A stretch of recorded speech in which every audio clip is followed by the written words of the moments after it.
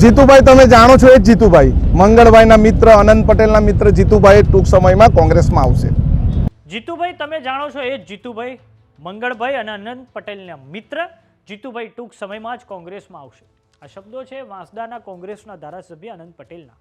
તેમણે મીડિયા સમક્ષ પ્રતિક્રિયા આપતા કહ્યું છે કે ચૂંટણી પહેલા ભાજપ અને આમ આદમી પાર્ટીમાં અમે પણ ગાબડું પાડીશું। આમ આદમી પાર્ટીના અનેક નેતાઓ અમારા સંપર્કમાં છે અને ચૂંટણી લડી ચૂકેલા અનેક હોદ્દેદારો કોંગ્રેસમાં આવશે। ભાજપના પૂર્વ ધારાસભ્ય મંગળ ગાવિત કોંગ્રેસમાં પરત ફર્યા છે, તો હવે મંગળભાઈના મિત્ર અને અનંતભાઈના મિત્ર જીતુ ચૌધરીને પણ પાછા લાવીશું। કોંગ્રેસ વલસાડ જિલ્લામાં મોટું ગાબડું પાડવાની તૈયારીમાં છે। કપરાડા ભાજપમાં અસંતોષને લઈને જીતુભાઈ ચૌધરી ઘર વાપસી કરશે। જીતુભાઈ કોંગ્રેસમાં લીલા તોરણે આવવા તૈયાર છે। જીતુભાઈ જોડે વાતચીત થઈ છે અને ટૂંક સમયમાં તેઓ કોંગ્રેસમાં જોડાશે। આવો સાંભળીએ વાંસદાના કોંગ્રેસના એમએલએ અનંત પટેલે શું કહ્યું છે। અમારી પણ એમના જેવી જ રણનીતિ છે। અમે પણ આમ આદમી પાર્ટીમાં ગાબડું પાડવામાં અને ભાજપમાં ગાબડું પાડવાની તૈયારી કરી રહ્યા છે। ભાજપમાં ગાબડું પાડી દીધું છે મેં મંગળભાઈને લાવીને। હવે અમે ભાજપમાં ગાબડું પાડવાનું છે જીતુભાઈને લાવીને। અને આમ આદમી પાર્ટીના જે પણ આગેવાનો ઇલેક્શન લડી ચૂક્યા છે એ આદિવાસી વિસ્તારના આગેવાનો સાથે અમારી વાતચીત પણ ચાલુ છે અને ટૂંક સમયમાં લોકો જોડાઈ પણ જશે। જીતુભાઈ તમે જાણો છો એ જ જીતુભાઈ મંગળભાઈના મિત્ર અનંત પટેલના મિત્ર જીતુભાઈ ટૂંક સમયમાં કોંગ્રેસમાં આવશે।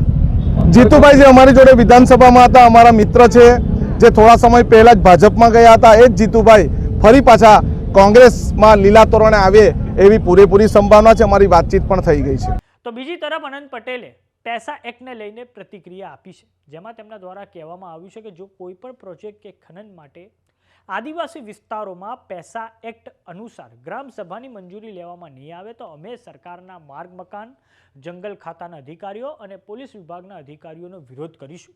અમે અમારી અનુમતિ વગર કોઈ પણ જમીનનું સંપાદન થવા નહીં દઈએ।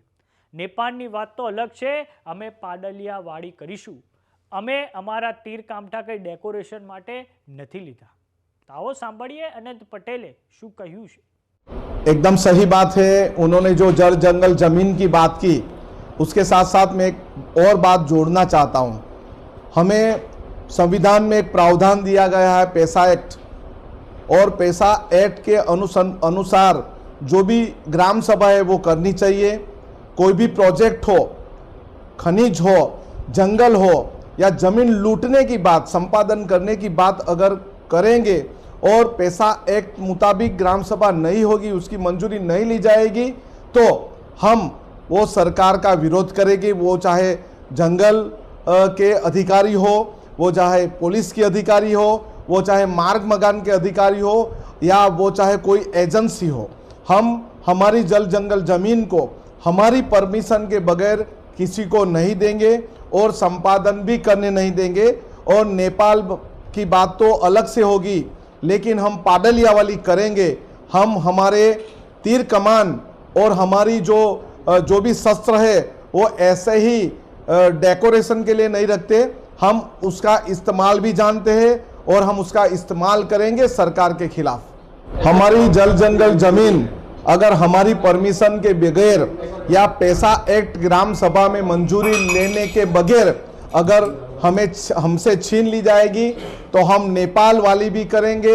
पाडलिया वाली जो घटना हुई, आदिवासियों ने तीर कमान लेके जो हमला किया था, ऐसा हर जगह पे होगा। तो बात करिए अंबाजीना पाडलिया गामे थયેલી હિંસાની કે જ્યારે થોડાક સમય અગાઉ વન ખાતાના અધિકારીઓ અને પોલીસ કર્મીઓ ત્યાં એક જમીન ખાલી કરાવવા આ પાડલિયા ગામે ગયા હતા અને તે દરમિયાન પાડલિયા ગામે આદિવાસી સમાજ અને પોલીસ ખાતાના લોકો વચ્ચે ખૂબ ભારે ઘર્ષણ થયું હતું, જેમાં પછી 47થી વધારે પોલીસ કર્મીઓ ઘાયલ થયા હતા અને આ પછી ત્યાંના પોલીસ તંત્ર દ્વારા 27થી વધારે લોકોની સામે નામજોગ અને 500 લોકોના ટોળાની સામે ફરિયાદ નોંધવામાં આવી હતી। આ પછી જ્યારે દાતાના ધારાસભ્ય કાંતિ ખરાડી પાડલિયા ગામની મુલાકાતે ગયા હતા, તે પછી તેમણે ત્યાં માંગણી કરી હતી કે જેટલા પણ આદિવાસી સમાજના લોકો પર લાઠીચાર્જ થયો છે અને આદિવાસી સમાજના લોકોને જે નુકસાન થયું છે તેને લઈને સૌપ્રથમ આદિવાસી સમાજના લોકોની ફરિયાદ નોંધવામાં આવે। તો અનંત પટેલના નિવેદનને લઈને આપનું શું માનવું છે અમને કોમેન્ટ બોક્સમાં લખીને જરૂર જણાવો. જો તમને યુટ્યુબ પર જોઈ રહ્યા તો સબસ્ક્રાઇબ કરો, જો તમને ઇન્સ્ટાગ્રામ અને ફેસબુક પર જોઈ રહ્યા તો ફોલો કરો. સાથે જ અમારી વોટ્સઅપ ચેનલ આવી ગઈ છે, જોઈન કરવાનું ના ભૂલતા. નમસ્કાર.